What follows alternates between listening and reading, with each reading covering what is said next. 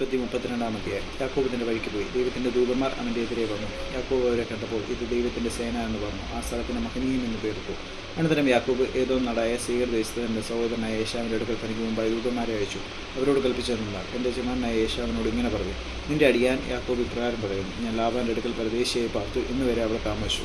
എനിക്ക് കാളയും കഴുതയും ആടും ദാസന്മാരുമുണ്ട്. നിനക്ക് എന്നോട് കൃപ തോന്നേണ്ടതിനാവുന്ന യജമാനെ അറിയിപ്പാൻ ആളയക്കുന്നത്. ദൂതന്മാർ യാക്കോബിൻ്റെ അടുക്കൽ മടങ്ങി വന്നു. ഞങ്ങൾ നിന്റെ സഹോദരനായ ഏശാവിൻ്റെ അടുക്കൽ പോയി വന്നു. അവൻ 400 ആളുമായി നിന്നെ എതിരേൽപ്പാൻ വരുന്നു എന്ന് പറഞ്ഞു. അപ്പോൾ യാക്കോബ് ഏറ്റവും ഭ്രമിച്ച് ഭയവശനായി തന്നോടുകൂടെ ഉണ്ടായിരുന്ന ജനത്തെയും ആടുകളെയും കന്നുകാലികളെയും ഒട്ടകങ്ങളെയും 2 കൂട്ടമായി വിഭാഗിച്ചു. ഏശാവ് ഒരു കൂട്ടത്തിൻ്റെ നേരെ വന്ന് അതിനെ നശിപ്പിച്ച മറ്റേ കൂട്ടത്തിന് ഓടിപ്പോകാമല്ലോ എന്ന് പറഞ്ഞു. പിന്നെ യാക്കോബ് പ്രാർത്ഥിച്ചത്: എൻ്റെ പിതാവായ അബ്രഹാമിൻ്റെ ദൈവവും എൻ്റെ പിതാവായ ഇസ്ഹാക്കിൻ്റെ ദൈവവുമായുള്ളത്, നിൻ്റെ ദേശത്തേക്കും നിൻ്റെ ദാർശക്കാരുടെ അടുക്കിലേക്ക് മടങ്ങിപ്പോകാം. ഞാൻ നിനക്ക് നന്മ ചെയ്യുമെന്ന് എന്നോട് അടി ചെയ്ത് യഹോവ അടിയനോട് കാണിച്ചിരിക്കുന്ന സകല ദയയ്ക്കും സകല വിശ്വസ്തയ്ക്കും ഞാൻ അപാത്രമത്രേ. ഒരു വടിയോടുകൂടെ മാത്രമല്ല ഞാൻ ഈ യോർദാൻ കടന്നുള്ളത്. ഇപ്പോഴും ഞാൻ 2 കൂട്ടമായി തീർന്നിരിക്കുന്നു. എൻ്റെ സഹോദരനായ ഏശാവിൻ്റെ കയ്യിൽ നിന്ന് എന്നെ രക്ഷിക്കണമേ. പക്ഷേ അവന് വന്ന് എന്നെയും മക്കളോടുകൂടെ തള്ളിയെ നശിപ്പിക്കുമെന്ന് ഞാൻ ഭയപ്പെടുന്നു. നീയോ, ഞാൻ നിന്നോട് നന്മ ചെയ്യും, നിന്റെ സന്തതിയെ പെരുപ്പം കൊണ്ട് എണ്ണിക്കൂടാത്ത കടൽക്കരയിലെ മണൽ പോലെ ആക്കുമെന്ന് അരുളി ചെയ്തുകൊള്ളു. അന്ന് രാത്രി അവൻ അവിടെ പാർത്തു.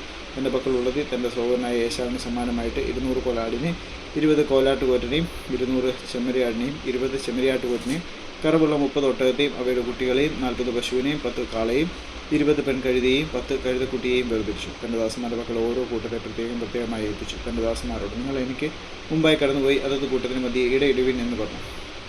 3 പോകുന്നതിനോടവൻ: എൻ്റെ സഹോദരനായ ഏശാവ് നിന്നെ കണ്ട്, നീ ആരുടെ ആൾ, എവിടെ പോകുന്നു, നിൻ്റെ മുമ്പിൽ പോകുന്ന ഇവ ആരുടെ വക എന്നിങ്ങനെ നിന്നോട് ചോദിച്ചാൽ, നിൻ്റെ അടിയാൻ യാക്കോബിൻ്റെ വകയാവുന്നു, ഇത് യജമാനായ ഏശാവിന് അയച്ചിരിക്കുന്ന സമ്മാനം, അതാ അവനും പിന്നാലെ വരുന്നുവെന്ന് നീ പറയണമെന്ന് കൽപ്പിച്ചു. 2-ാമത്തേനോടും 3-ാമത്തേനോടും കൂട്ടങ്ങളെ നടത്തിക്കൊണ്ട് പോകുന്ന എല്ലാവരോടും നിങ്ങൾ ഏശാവിനെ കാണുമ്പോൾ ഇപ്രകാരം അവനോട് പറയും: അതാ നിൻ്റെ അടിയാൻ യാക്കോബ് പിന്നാലെ വരുന്നുവെന്നും പറവീൻ എന്ന് അവൻ കൽപ്പിച്ചു. എനിക്ക് മുമ്പായി പോകുന്ന സമ്മാനവും കൊണ്ട് അവനെ ശാന്തമാക്കിയിട്ട് പിന്നെ ഞാൻ അവൻ്റെ മുഖം കണ്ടുകൊള്ളാം. പക്ഷേ അവൻ എന്നോട് ദയ തോന്നുമായിരിക്കുമെന്ന് പറഞ്ഞു. അങ്ങനെ സമ്മാനം അവൻ്റെ മുമ്പായി പോയി.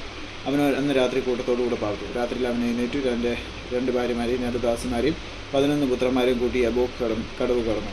അങ്ങനെ അവൻ അവരെ കൂട്ടി ആറ്റിനക്കരെ കടത്തി. തനിക്കുള്ളതൊക്കെയും അക്കരെ കടത്തിയ ശേഷം യാക്കോബ് തനിയെ ശേഷിച്ചു. അപ്പോൾ ഒരു പുരുഷൻ ഉഷസ്സാകുവോളം അവനോട് മല്ലു പിടിച്ചു. അവനെ ജയിക്കില്ല എന്ന് കണ്ടപ്പോൾ അവൻ അവൻ്റെ തുടയുടെ തടം വിട്ടു.